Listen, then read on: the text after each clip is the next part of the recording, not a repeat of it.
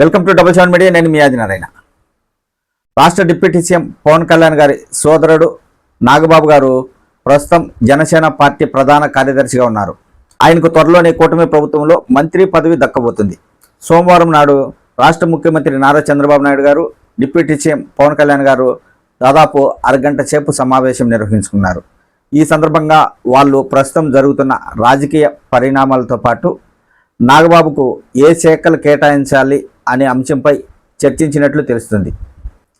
ప్రస్తుతం నాగబాబు గారు ఎమ్మెల్యేగా గెలిచలేదు కాబట్టి ఆయనకు ముందు ఎమ్మెల్సీ ఇచ్చి తర్వాత మంత్రిని చేయాలా, లేదా మంత్రి పదవి ఇచ్చిన తర్వాత ఎమ్మెల్సీగా ఎన్నుకోవాలా అనే అంశంపై కూడా వారిద్దరు చర్చించారు. మొత్తానికైతే కొనిదెల నాగబాబు గారికి సినిమాటోగ్రఫీ, పర్యాటక శాఖ మంత్రి కేటాయించబోతున్నట్లు వారిద్దరూ చర్చించుకున్నట్లు తెలుస్తుంది.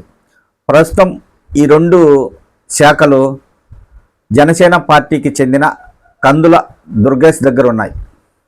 త్వరలోనే మంత్రివర్గ విస్తరణ జరుగుతుంది కాబట్టి ఆ శాఖలను నాగబాబు గారికి కేటాయించి కందుల దుర్గేష్ గారికి డిప్యూటీ సీఎం పవన్ కళ్యాణ్ దగ్గర ఉన్న అటవీ శాఖ మరియు మంత్రి కొల్లు రవీంద్ర గారి దగ్గర ఉన్న గనుల శాఖ, ఈ రెండు శాఖలను కందుల దుర్గేష్కు కేటాయించబోతున్నట్లు సమాచారం తెలుస్తుంది.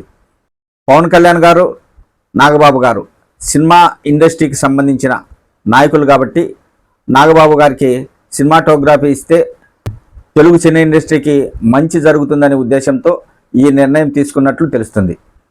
నాగబాబు గారు మంత్రి అయితే మెగా కుటుంబంలో ఇద్దరు మంత్రులు ఉన్నట్టు, డిప్యూటీ సీఎం పవన్ కళ్యాణ్ గారు, నాగబాబు గారు. అలాగే మరో ప్రచారం బయటకు వచ్చింది.